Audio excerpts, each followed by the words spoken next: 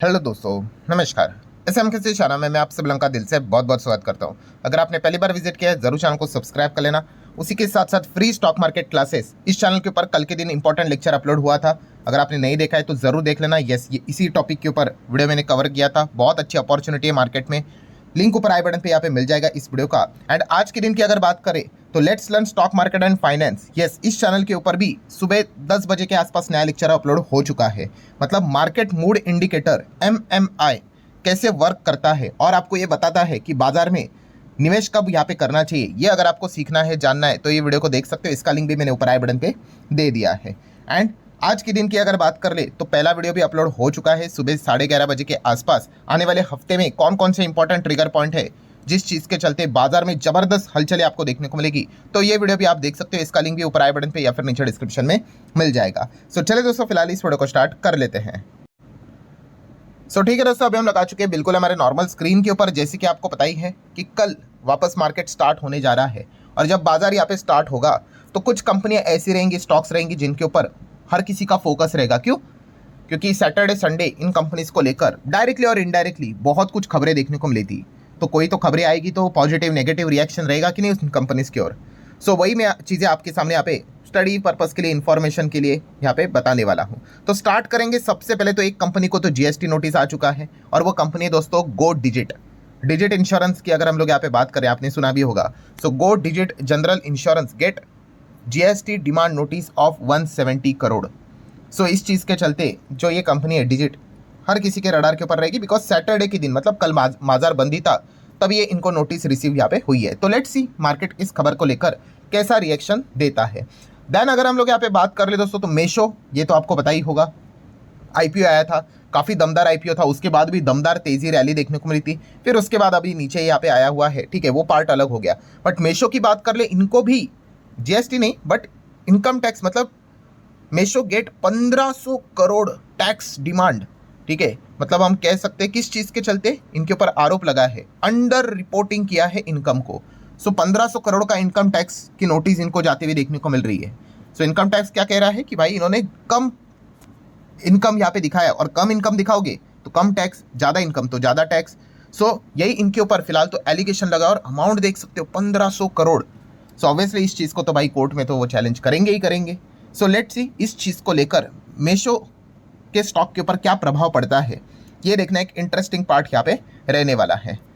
Then अगर बात करें दोस्तों तो गर्मी तो लगातार बढ़ती जा रही है। टेम्परेचर आसमान छूते ही जा रहा है और ऐसे सिचुएशन में आपको पता ही है AC का डिमांड काफ़ी ज़्यादा देखने को मिल जाता है। ऊपर से अगर देखा गया तो AC कंपनीज के लिए सबसे बड़ा दिक्कत क्या हो गया है कि ये जो AC बनाने के लिए अंदर वायरिंग जो की जाती है वो किसकी होती है? कॉपर की होती है। और कॉपर के दाम भी हम लोग को किस प्रकार से बढ़ते हुए देखने को मिल रहे हैं आप सभी लोगों को पता ही है।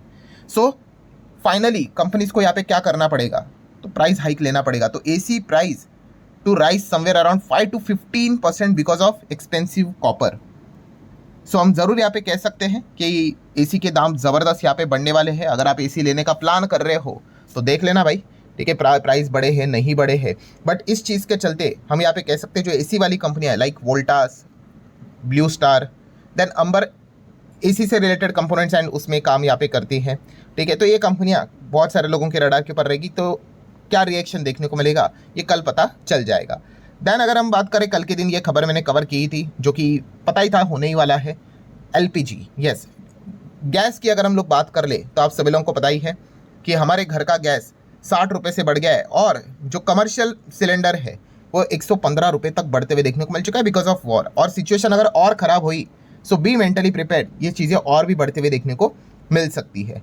एंड जैसी ये चीज़ें महंगी यहाँ पे हुई है तो ऑटोमेटिकली इसका प्रभाव रेस्टोरेंट्स के ऊपर पड़ेगा, QSR कंपनीज के ऊपर पड़ेगा, टाइल्स वाली कंपनी, सिरेमिक वाली कंपनीज के ऊपर पड़ेगा, पेंट वाली कंपनीज के ऊपर पड़ेगा। तो ये सारे इन सेगमेंट में काम करने वाली कंपनियां कल हर किसी के रडार के ऊपर रहेगी कि क्या इंपैक्ट देखने को यहाँ पे मिलेगा। इंपैक्ट मतलब भाई खबर तो नेगेटिव ही है बट कितना इंपैक्ट, तो ये देखना एक इंटरेस्टिंग पार्ट यहाँ पे कल के दिन के लिए होने वाला है। नेक्स्ट अगर बात करें दोस्तों तो बैंक्स फोकस में रहेंगे। क्यों? आपको याद होगा फ्राइडे के दिन हमारा मार्केट गिरा था, बट मार्केट फ्राइडे के दिन गिरा क्यों था? तो उसके पीछे का one of the strongest reason था RBI। हालांकि आरबीआई ने उस दिन कोई अनाउंसमेंट नहीं किया था, वो तो अनाउंसमेंट पहले ही यहाँ पे हुआ था। यस, आपको याद आया होगा, मैंने इसके ऊपर वीडियो भी बनाया था कि आरबीआई ने बाजार के ऊपर एक बहुत बड़ा बम यहाँ पे फोड़ा है, ठीक है। और इसी चीज़ के चलते मार्केट गिरा था, बिकॉज बाकी सेक्टर में कोई बड़ी गिरावट नहीं थी। फाइनेंस सेक्टर जबरदस्त गिर गया था, बैंक निफ्टी, फाइनेंशियल सेक्टर 2-2, 2.25% गिरे थे। बहुत सारे लोगों ने, 1 लाख के करीब लोगों ने इस वीडियो को देखा है। अगर आपने नहीं देखा है तो देख लेना भाई, क्योंकि यही मेन रीजन था। बहुत सारे लोग आपको बस युद्ध का बहाना और रीजन बताते रहते हैं, बट इस खबर के चलते एक्चुअल में फ्राइडे के दिन मार्केट यहाँ पे गिरा था, ठीक है। वो बैंक आपको इंश्योरेंस चिपका देते हैं, इसी चीज़ को लेकर आरबीआई ने सख्त नियम कानून कायदे यहाँ पे लाए थे। एंड अभी इसका ऐलान शायद से जल्द हो जाएगा और जुलाई ऑनवर्ड से बैंक को नियम फॉलो करने पड़ेंगे। और वो नियम फॉलो करेंगे तो बैंक की जो आमदनी है काफ़ी हद तक घट सकती है। इसको लेकर भी काफ़ी रिपोर्ट्स हम लोग को देखने को मिले हैं। ये मेजर कारण था इस चीज़ के चलते बैंकिंग कंपनीज में तांडव हम लोग को फ्राइडे के दिन देखने को मिला था। और वो खुद तो गिरे, बाजार को लेके गिरे थे। तो इसीलिए आप देख सकते हैं, देखिए एचडीएफसी बैंक, आईसीआईसी बैंक 3-3, 3.25% तक यहाँ पे टूट चुके थे। सो कल के दिन क्या ये गिरावट और गहरी रहेगी या फिर कुछ रिकवरी आएगी, ये देखना एक इंटरेस्टिंग पार्ट होने वाला है।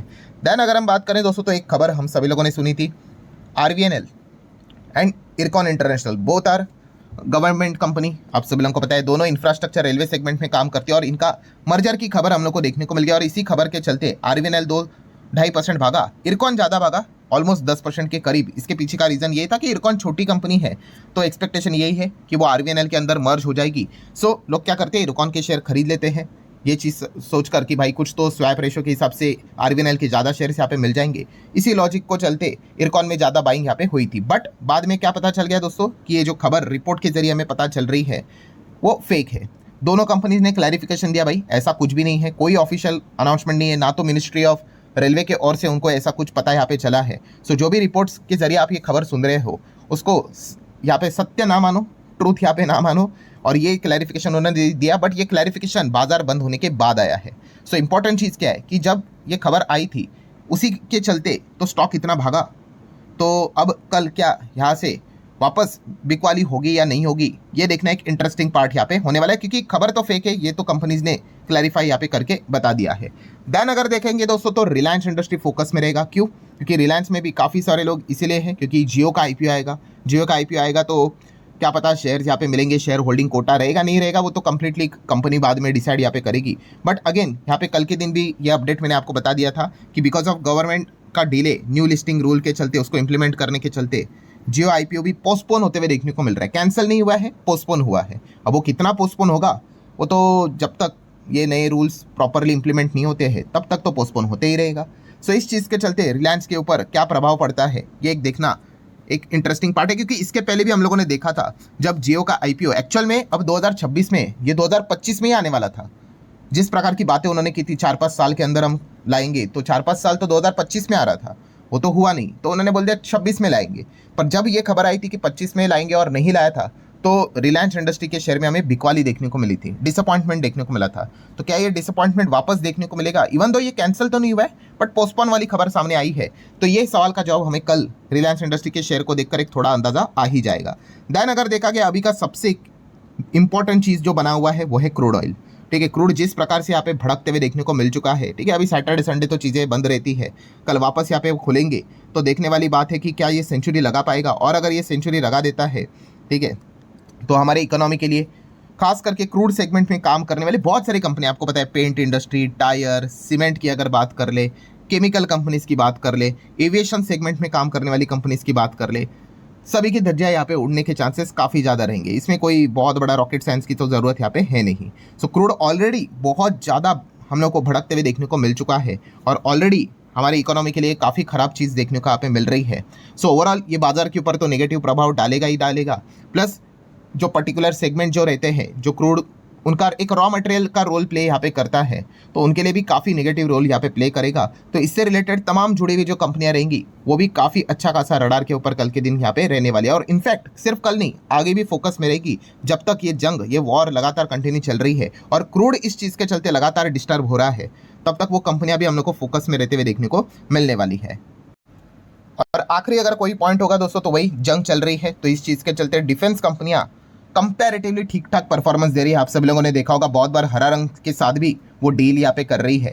तो डिफेंस कंपनियां वैसे भी जंग के वक्त यहाँ पे फोकस में रहते हैं। सो ये कुछ कंपनियां हैं, कुछ सेगमेंट है, ठीक है। अभी क्या रहेगा, कल के दिन के ऑनवर्ड वापस मार्केट स्टार्ट हो रहा है, तो ये सारी चीज़ें अच्छी तरीके से फोकस में यहाँ पे रहने वाली है। सो इनको आप नोट करके यहाँ पे चल सकते हो। सो ठीक है दोस्तों, आशा करता हूँ वीडियो हेल्पफुल लगा होगा। चाहो तो आप इसको लाइक एंड शेयर यहाँ पे कर सकते हो। So that's it, thank you very much दोस्तों, we will be meeting next video, तब तक के लिए बाय बाय।